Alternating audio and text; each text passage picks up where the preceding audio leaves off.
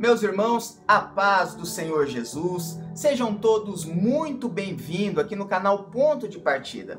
Nós iniciamos uma exposição simples e objetiva sobre o livro do Apocalipse.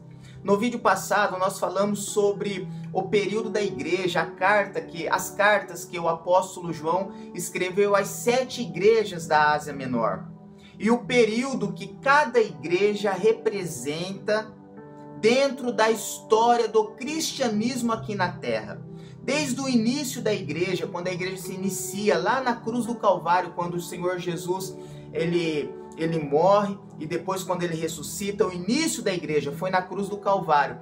E todo o período, cada representação da igreja até o momento em que estamos vivendo hoje, que hoje o período da igreja, a representação nas 7 cartas é a igreja de Laodiceia, que ela irá acontecer e irá prolongar aqui na terra até o momento em que o Senhor Jesus vier buscar a sua noiva, a buscar a igreja, o arrebatamento da igreja. E hoje eu quero comentar com os irmãos de uma forma simples e objetiva o momento do arrebatamento da igreja e a grande tribulação. Você que pode, curva sua cabeça, vamos falar com o nosso Pai. Pai, obrigado por tudo que o Senhor tem feito. E eu peço que o Teu Santo Espírito venha nos ensinar aquilo que precisamos aprender, Pai. E abençoe a cada um dos Teus filhos que está acompanhando essa exposição sobre o livro do Apocalipse. É o que eu te peço e te agradeço, em nome do Senhor Jesus. Amém. Vamos lá, meus irmãos. As bodas do Cordeiro e a grande tribulação. Abra sua Bíblia no livro do Apocalipse, capítulo 4 e o verso de número 1, que nos diz assim: Depois destas coisas, olhei, e eis que estava uma porta aberta no céu. E a primeira voz que, como de trombeta, ouvira falar comigo, disse: Sobe aqui, e mostrar-te-ei as coisas que depois destas devem acontecer. Meus irmãos, nós acreditamos, nós, Assembleia de Deus, Ministério de Madureira, nós acreditamos que a grande tribulação só irá iniciar quando a igreja for tirada da terra. Quando o Senhor Jesus vier buscar a igreja, então após o arrebatamento inicia-se a grande tribulação. Por isso nós seguimos a linha dos pré-tribulacionistas. Nós somos pré-tribulacionistas, porque acreditamos que a grande tribulação só irá se iniciar após o arrebatamento da igreja, quando a igreja não estiver mais aqui na terra, quando o Espírito Santo não estiver mais aqui na terra. O que impede o agir do anticristo, o anticristo se manifestar aqui na terra, é a presença do Espírito Santo. Existem aqueles que acreditam que a igreja será arrebatada no meio da grande tribulação, que são os mid-tribulacionistas. Existem aqueles que acreditam que a igreja será arrebatada após a grande tribulação, no finalzinho da grande tribulação, que são os pós-tribulacionistas. Mas o mais importante, meu irmão, é você estar preparado para se encontrar com o Senhor Jesus. Se for no começo, se for no meio, se for no final, esteja preparado para encontrar com o Senhor Jesus nos ares. Louvado seja o nome do Senhor. Por isso, meus irmãos, através desse versículo e dentre outros que tem na Bíblia, nós acreditamos que o arrebatamento da igreja irá acontecer antes da grande tribulação.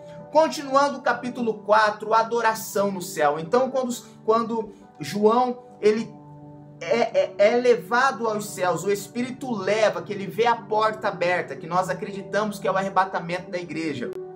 E ele chega no céu, ele tem a visão mais linda que um ser humano pode ter. Ele vê um semelhante ao Filho do Homem, aquele com o cabelo branco como a lã, seus olhos como chama de fogo, seus pés como latão reluzente, vestido de um vestido de linho fino, branquinho, com uma faixa de ouro em seu peito, sentado em um trono. Em volta do trono um arco-íris. O arco-íris que nós conhecemos aqui na terra, mas imagina as cores que existem lá no céu. Louvado seja o nome do Senhor Jesus. De um lado ele vê 24 anciãos sentados no seu trono, com uma coroa na cabeça. E há uma linha teológica que acredita que 12 desses 24 anciãos são os patriarcas das 12 tribos de Israel, da antiga aliança. E os outros 12 são os 12 apóstolos do Senhor Jesus, os 12 discípulos do Senhor Jesus da nova aliança. Existem outros que acreditam que é o Antigo Testamento e o Novo Testamento, outros acreditam que é todos os povos do período da igreja que já estão sentados lá adorando ao Senhor Jesus, tendo em vista que o livro do Apocalipse é um livro com muita linguagem figurada. Mas eu prefiro acreditar que são os 12 apóstolos da nova aliança e os 12 patriarcas da tribo de Israel. E em volta do trono existem os 4 seres viventes que estão clamando, dizendo: Santo, Santo, Santo, Santo é o Senhor dos exércitos. 24 horas a adoração em volta do trono, dizendo: Santo, Santo, Santo, Santo. E os 24 anciãos cantam, Apocalipse 4:11. Digno és o Senhor de receber glória e honra e poder, porque tu criaste todas as coisas, e por tua vontade são e foram criadas. Louvado seja o nome do Senhor Jesus. Lá no céu a adoração não vai ter fim. Lá no céu nós nascemos para adorar, nós somos feitos para adorar o Senhor Jesus. Não pense que nós ficaremos lá sentados, prostrados o tempo todo, só clamando Santo, Santo. Não, nós nascemos, isso será natural. Como nós respiramos, será a adoração, a forma que nós iremos adorar a Deus, será natural a adoração. Aquele que é digno, aquele que é o Cordeiro, aquele que foi morto e reviveu. Oh, glória a Deus! No capítulo 5, meus irmãos, já começa a abertura dos selos, o livro que estava selado. E aí já dá início à grande tribulação. No capítulo 6, nós vemos os 4 cavalos, os cavaleiros, os 4 cavaleiros do Apocalipse. Nesse momento, a igreja já estará lá no céu, onde nós iremos receber as vestes brancas, que são símbolo da pureza, o símbolo da remissão do pecado, o símbolo da transformação do corpo incorruptível. Nós que fomos arrebatados agora, a noiva do Cordeiro, que será digna de sentar no trono junto com o Senhor Jesus, que depois no finalzinho da grande tribulação, no milênio, iremos descer com o Senhor Jesus, pisar no Monte das Oliveiras, e iremos reinar com Cristo aqui na terra durante 1000 anos, mas esse é assunto para o próximo vídeo. No capítulo 6, os 4 cavalos... E meus irmãos, lá no céu, lembrando, enquanto a noiva estiver lá na festa, que nós receberemos as vestes brancas, ainda não acontecerá o momento do galardão. Ainda não seremos galardoados. O galardão, a recompensa pelas obras, irá acontecer lá no juízo final, no trono branco. Aqui nós iremos receber as vestes brancas, iremos participar da ceia do Cordeiro, das bodas, do casamento, da festa de casamento, da noiva com o noivo, e depois iremos descer aqui no milênio para reinar com Cristo 1000 anos. Mas vamos voltar aqui para o capítulo número 6, os 4 cavaleiros do Apocalipse. O cavaleiro número branco aqui, meus irmãos, que representa uma falsa paz. Não podemos confundir com o cavaleiro branco do capítulo 19. Alguns confundem esse cavaleiro branco com o Senhor Jesus. Ele não é o Senhor Jesus. Esses 4 cavaleiros do Apocalipse é uma representação da ação do anticristo aqui na terra durante a grande tribulação. Então, não tem nada a ver com o Senhor Jesus. Esse cavaleiro branco é os 3 anos e meio de paz que irá acontecer, que a Bíblia nos fala que serão 7 anos da grande tribulação. 3 anos e meio de paz e depois 3 anos e meio de guerra, de luta, de problema, de fome, a qual o anticristo irá se revelar a sua real natureza e a intenção, o desejo de ser adorado como Deus. Então o cavalo branco traz uma falsa paz. O cavalo vermelho, ele vem para tirar a paz. Que essa falsa paz que o anticristo apresentou, que o cavalo branco apresentou, o cavaleiro vermelho vem para tirar essa paz, que já é o início dos 3 anos e meio de guerra. Logo após vem o cavaleiro preto, que simboliza a fome que vai existir. Depois o cavalo amarelo, que simboliza a morte que vai existir, que a 1/3 da humanidade será dizimada. E aqui algumas pessoas confundem aquele período em que virá uma peste, uma epidemia tão grande que diz que em um período de 6 meses as pessoas não irão morrer. Meus irmãos, não significa que se você, por exemplo, tirar a sua cabeça, vai ficar a cabeça conversando de um lado e o corpo se mexendo do outro lado. Não.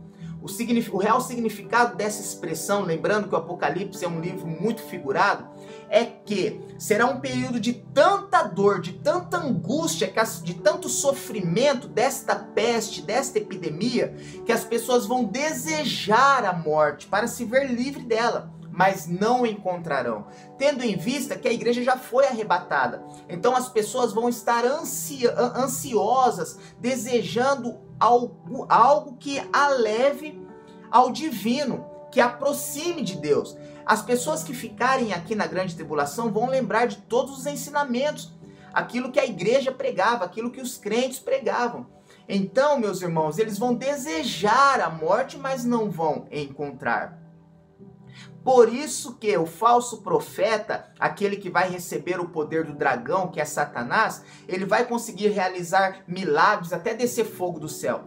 Porque as pessoas vão estar desejando algo que a leve, que arremete ao divino, que eleve a Deus, que eleve a espiritualidade. Mesmo porque o Espírito Santo já se retirou da terra. Essa paz que nós sentimos, essa comunhão que nós sentimos do Espírito Santo, não haverá mais aqui na terra. Então, continuando, no capítulo 8, inicia-se o início dos flagelos, as 7 trombetas, os 7 selos. Já no capítulo 11, fala das 2 testemunhas, as 2 testemunhas que estarão durante 1260 dias aqui na terra. Por que dessas 2 testemunhas? Lembrando que a igreja já foi arrebatada. E o Senhor, e o nosso Deus, meu irmão, não permite que a terra, enquanto tiver seres humanos aqui, elas fiquem sem uma testemunha, para quando chegar no dia do julgamento final, lá no trono branco, não dizer assim: ah, mas eu não ouvi falar, mas ninguém pregou, eu não conhecia Deus. No Antigo Testamento, na Antiga Aliança, nós vimos que as testemunhas eram os profetas, os sacerdotes, aqueles que levavam a palavra de Deus. Já agora, na Nova Aliança, na dispensação da graça, nós temos como testemunha o Espírito Santo que está aqui na terra, nós temos a igreja que está testificando, testemunhando do amor de Cristo, levando o evangelho, levando a graça. Agora, quando a igreja for tirada aqui da terra, nosso Deus vai enviar as 2 testemunhas para estar testificando e falando do amor do Senhor Jesus, pregando ainda para essas pessoas. Alguns acreditam que essas 2 testemunhas são Enoque e Elias, porque os 2 não conheceram a morte, foram transladados. Outros acreditam que é Elias e Moisés, porque ninguém viu o corpo de Moisés. De modo, meu irmão, que a Bíblia não relata o nome dessas 2 testemunhas. Aí são só especulações e acredita-se e fala-se.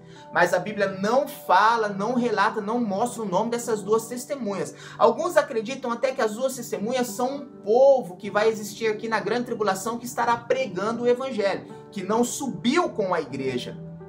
Mas quando nós lemos aqui o texto do capítulo 11, nós entendemos que são 2 pessoas específicas, mas a Bíblia não fala o nome dessas 2. Louvado seja o nome do Senhor. Após a morte destas testemunhas, inclusive elas irão ser mortas, mas depois irão reviver pelo poder de Deus. E aqui entramos no capítulo 13, a qual eu quero falar sobre a tríade satânica. Qual que é a tríade satânica, meu irmão? O dragão, que é o próprio Satanás querendo parecer com Deus, o anticristo querendo parecer com Cristo e o falso profeta querendo parecer com o Espírito Santo.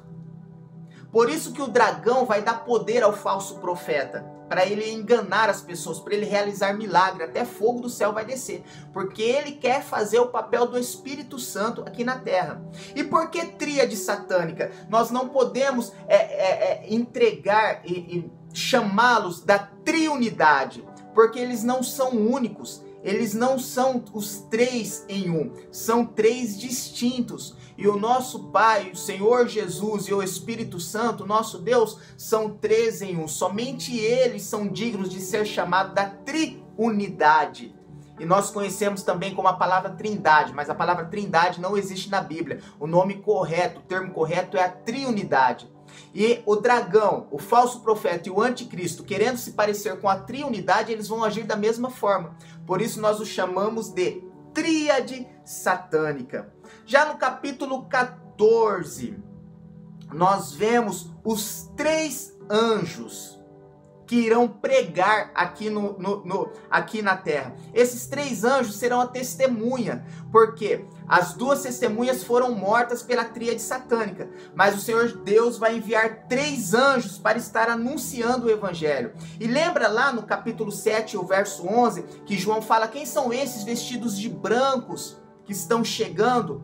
Depois que a noiva já estiver participando da festa, ainda vai chegar um grupo de pessoas. E alguém diz para João: esses são aqueles que lavaram as suas vestiduras no sangue do Cordeiro. Esses não receberão galardão, mas estarão salvos pelo seu próprio sangue, porque negaram a marca da besta e negaram o anticristo. No capítulo 15, nós vemos as 7 taças com as últimas pragas que são consumadas. E aí termina a ira de Deus. No capítulo 17 e 18, nós vemos a queda da grande Babilônia, a mãe da prostituição e abominações da terra. Então, nesse período, o anticristo, junto com o falso profeta, ele marcha em direção a Israel, porque Israel não reconhece nesse tempo mais como Messias. No início, o anticristo vai até enganar Israel com a falsa paz, mas no meio da grande tribulação, Israel rompe, reconhece que ele não é o Messias, que o anticristo não é o Messias.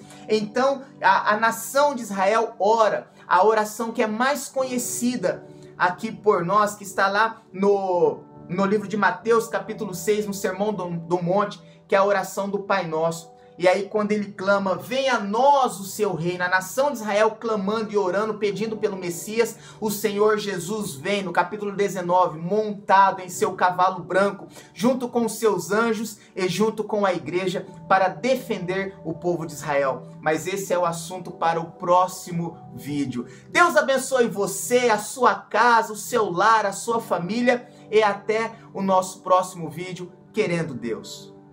Deus te abençoe.